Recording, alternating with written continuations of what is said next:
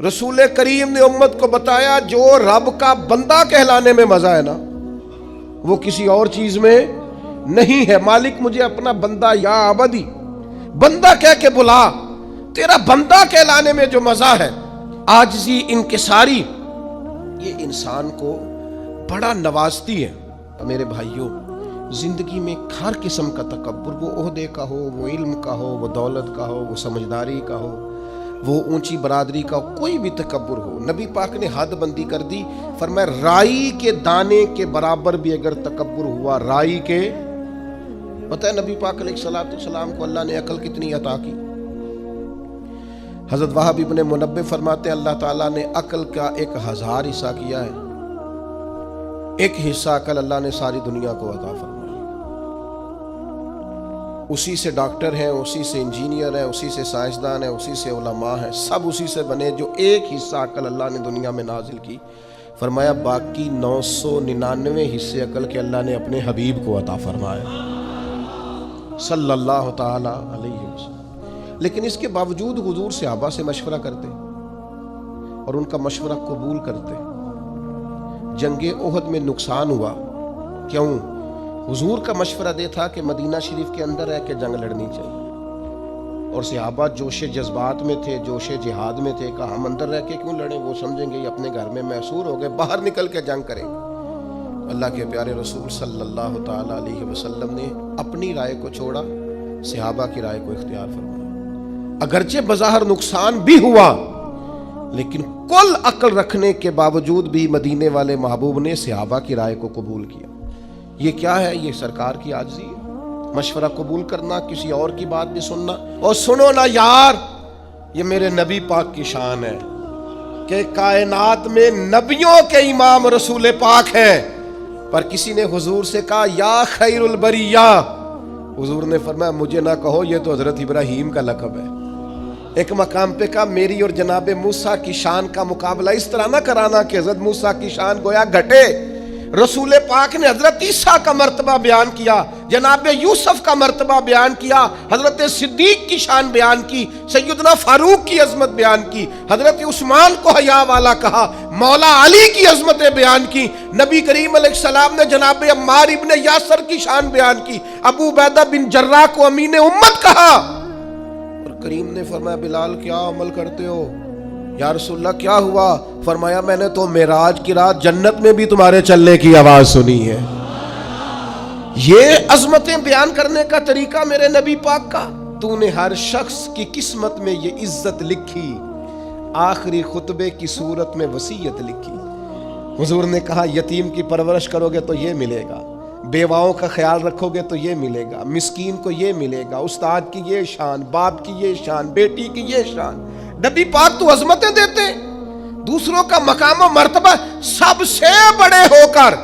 हुजूर अगर दूसरों की अजमत का ख्याल रखते हैं तो हम एक दूसरे की अजमत का क्यों ख्याल नहीं रखते? सही मुस्लिम में हदीस है, एक खातून हुजूर की बारगाह में आई जिसकी अकल में कुछ थोड़ी कमजोरी थी, हवास पूरे दुरुस्त, हम अपने लफ्जों में दीवाना कहते हैं, कुछ लोग अबनार्बल भी कहते हैं ऐसे आदमी। ज़हनी तवाज़ुन पूरी तौर पे ठीक नहीं था। वो खातून हुजूर की बारगाह में आई और उसने अर्ज़ की या रसूल अल्लाह मुझे आपसे काम है।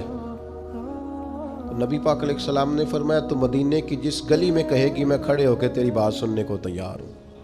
वो हुजूर को ले गई एक कोने में, ले जाके उसने अपनी सारी बात सुनाई और मदीने वाले महबूब ने सारी बात सुनी।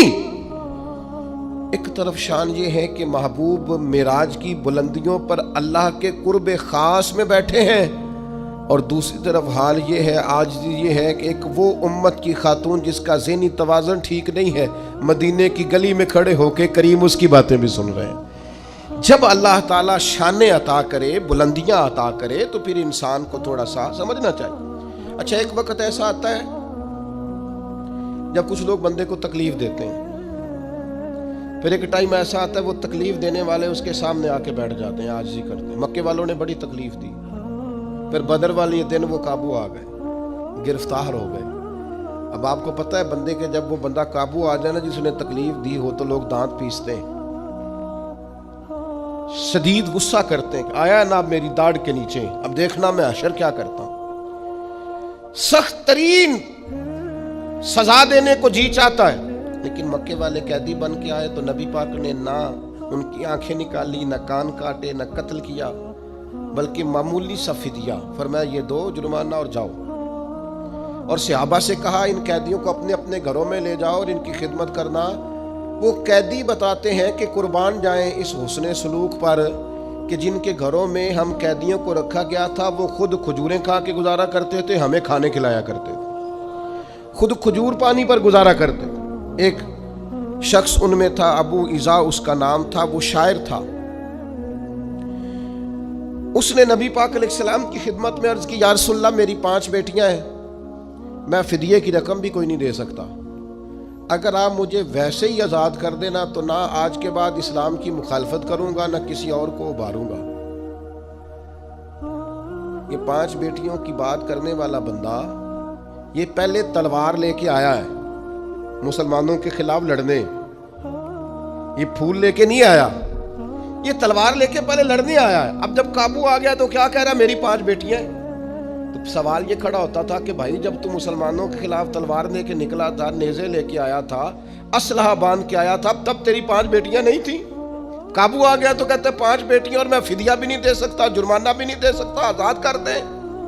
पर खड़ा है ना रसूल रहमत के सामने, या रसूलल्लाह मुझे माफ़ी दे दे, तो हुजूर मुस्कुरा के फरमाने लगे ठीक हो गया, जा मैंने माफ़ी दे दी, ख़त्म हो गई बात। ये वो आजिज़ी इनकिसारी के पहलू हैं जो नबी करीम सल्लल्लाहु ताला अलैहि वसल्लम ने हमें सिखाए हैं। मेरे अजीज़ों, फतह जब हुई ना मक्के की तो बहुत बड़ी फतह थी। खुद कुरान ने कहा, इज़ा जाअ नस्रुल्लाहि वल फतह वराईत अन्नास यदखुलून फी दीनिल्लाहि अफ़वाजा। बहुत बड़ी फतह थी, लेकिन सहाबा फरमाते हैं फतह मक्का तारीख़ इंसानियत का बहुत बड़ा मारका था।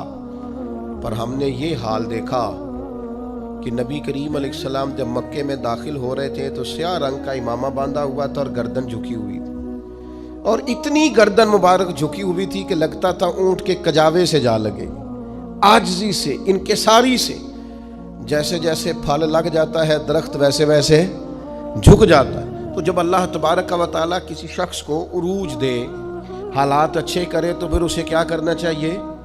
एक ख़ास पहलू आपकी खिदमत में अर्ज करना है।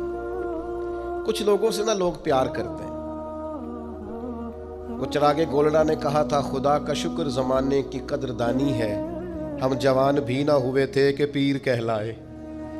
कुछ लोग ऐसे होते हैं जो कहीं साहिबजादे होते हैं, कहीं उनसे लोग अकीदत करते हैं। खुदा का शुक्र ज़माने की कदरदानी। जो पीर है ना, ये फ़ारसी का लफ्ज़ है, पीर बूढ़े को कहते हैं असल में।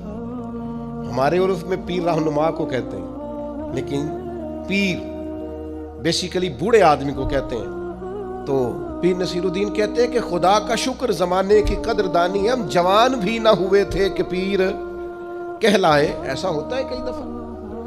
ये जो अकीदतें होती हैं ना, जिन लोगों से लोग अकीदत रखते हैं, उनका आजिज़ी वाला होना भी बड़ा ही ज़रूरी है।